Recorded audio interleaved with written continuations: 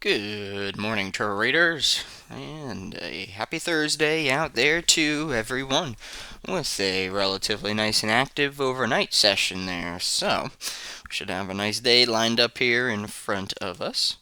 And just before we go hopping into our charts here, a few items to take into account on the data side of the equation or the calendar. For the U.S. Side of the equation there today, we'll have our unemployment claims for the U.S. out at 8:30. We had the PMI figures from Europe and Germany there overnight, so we'll have our U.S. PMI coming in at 9:45 Eastern. And then lastly, just home sales figures at the top of the first 30 minutes there. So a few items to take into account, but the starting point there will be our unemployment claims there for the U.S. All right, so that's that. Jumping into our daily charts here on the S&Ps.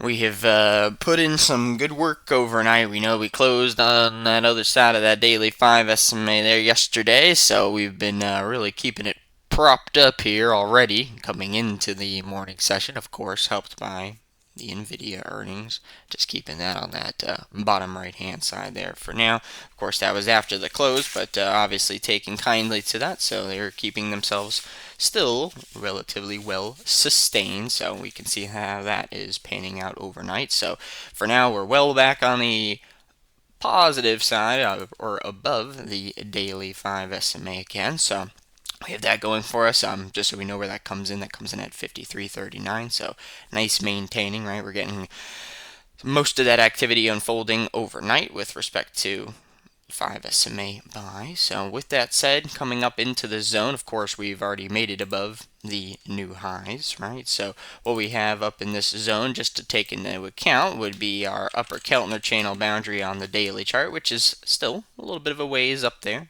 It comes in at 53.89 and change. So we'll certainly want to keep that one there on the sheets. And then as well, basis the cash S&P there as well, the SPX.X.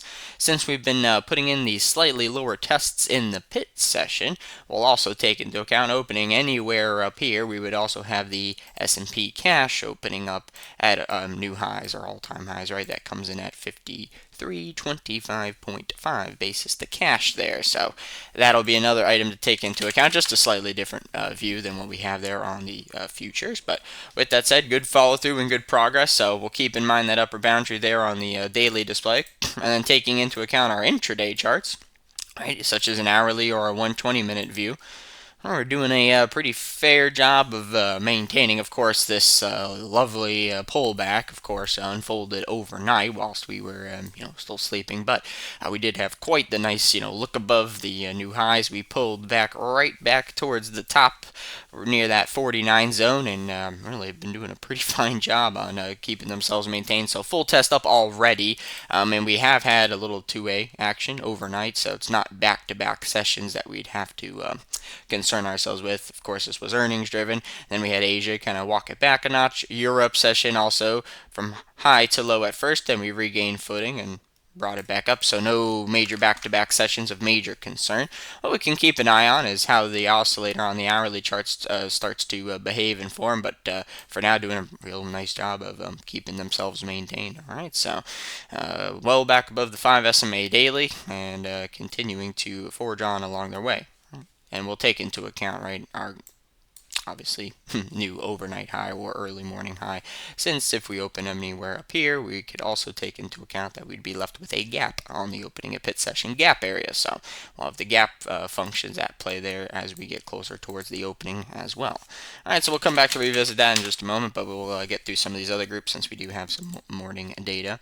All right, including that of the DAX, still keeping itself relatively behaved.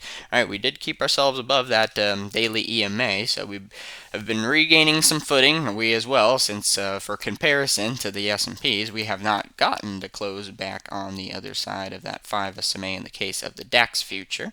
So that piece of the equation remains to be seen. So we're doing a little better job on testing back on the other side of that there today. Really like following along with this 120-minute visual there in the case of the DAX future. We have these two nice cycle highs that we would be coming up to deal with there. So those would be our primary points to latch on to, right? 18,837 up to 18,887 there in the case of the DAX, seeing if they start to follow in along at all with that tone that we've been having in our S&Ps. Alright, and then moving outside the index feature category, because we also had some nice developments in these other groups, including that of the euro currency here. You see, we had our range expansion bar down yesterday, out of balance. So recall the previous day's low, 1.08285. So we were able to get that out of the way, the follow-through component first. Now we're working on the better counter-reactive lift. We did have some nice figures there from overnight. So coming into this area with the euro currency, we're above the 1.085 mark. But into this area here, we do have some pretty good overhead that we'd be running into, which could very well be initial resistance on the first try up, considering that here at the 1.08760 basis that of that euro currency here on the hourly charts. So that'll give us some nice rhythm to work with, right? Two separate data points into that area. The other thing to take into account, I'm sure this will show up nice on the MP market profile visual as well, is that where we're testing back up into here currently was also where we had a greater degree of trendiness to the downside when we were getting the range expansion component. All right, so filling in, some of the blanks, if you would, there in the euro currency, but we do have some overhead that would present a little bit of a hurdle there for us on any type of further up. So that's what we're working with on that side of the spectrum. And then we can move on along because we have the gold as well, which was in a similar category, like watching the gold on the hourly displays. Okay, and just to follow up from where we closed yesterday, right, the range expansion bar down from balance. Recall as well, right, the previous day's low, so we were able to trade on the other side of that main component, right? That's the crucial one. So we got the follow through from the breakdown on the 3 bar. We've been leaving a bit of a tail, so we're trying to come back up, and what we're leaving here, right? We were looking at this as well. If we were to push any further, would be on guard or monitoring for any signs of loss of momentum or divergences. So we are starting to form that here on these hourly charts. We're already up off of the low. So the only thing of concern here is because we did have some nice momentum here on the slow line.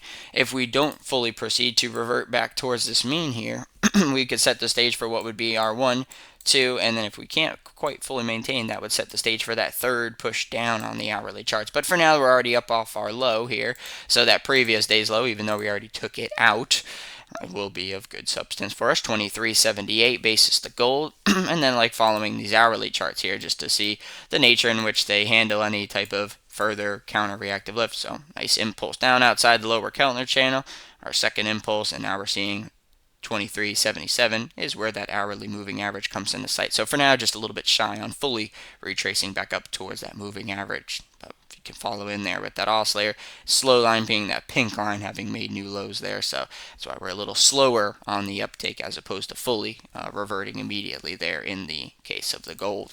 Alright, then we have the crude and the bonds. Crude still keeping itself in the kind of broader, bracketing mode, if you would.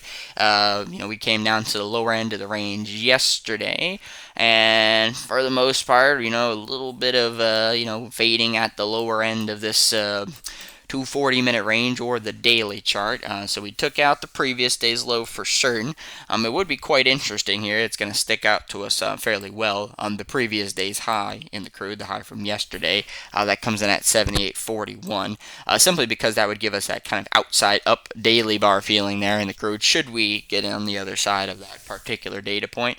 But outside of that, putting the dailies aside, this 240-minute display or the 120-minute, viewing these areas as being like kind of windows, right? 2 data points up above, 2 data points down below if you chop off a lot of these tail areas. So we've been doing a fine job. We're kind of coming back up to the middle of this consolidation, which I'm sure also will kind of look on the market profile in the volume over on that right hand side, the histogram component will kind of show the amount of time that we've been spending here back and forth. So we're kind of coming back to the center of gravity, which is near the 5 SMA, kind of closer towards 78.35. But that's kind of the general idea here with the crude, bigger picture. And then on the more, since we're closer towards it, that previous day's high would be a good reference point just to have there in the case of the crude. Once again, that's coming in at 78.41 there. That would just make it an outside up bar. So we'll keep an eye on it. For now, it's maintaining itself all right. If we take like a 15-minute chart, we can see just coming into the morning session, the Europe and U.S. morning have been keeping it propped up there. So that's where we're coming into the session with the crude. And then lastly here before our morning figures, the ones that arguably are on the more timid side is out of the bonds. Right, bonds, had the open door to do some better work there yesterday. Form maybe an outside up bar, but we kept it contained, right? We still closed in balance, so we're coming into the session in balance there with these bonds. So into this area here, we have 117.19, right, which was the previous high test that we had there from 2 days back. So above that 19 up to the 1802. Right, we didn't spend a whole lot of time in that area when we were coming down, so viewing that as being a little zone there for the bonds. Where this would change in tone completely, or more like the caution zone, where things would start to turn a little bit more on the negative side of thing, would be as if we came below the 116.24. Clearly that's a ways down there, so we've been doing a fine job on holding above that point for the time being. But we do have balance coming into the session, so we can get some better range expansion. It just certainly hasn't been the case quite yet, right? We're relatively contained there, taking into account that overnight activity. All right, so with that said, let's get these S&Ps loaded back up here. We'll just keep them on the hourly charts. We know where we are on the daily, back above the daily 5 SMA and everything there, so that's all fine and well. And then we'll get a couple of these other items adjusted and lined up, and then we'll have that unemployment claims figure get out of the way for us, and we'll be on our merry way here for this nice Thursday in front of us. But plenty of action overnight, and then of course, earnings driven, so in case we open once again anywhere up into this area here, we want to keep in mind any type of gaps that we'd be left with going into the opening.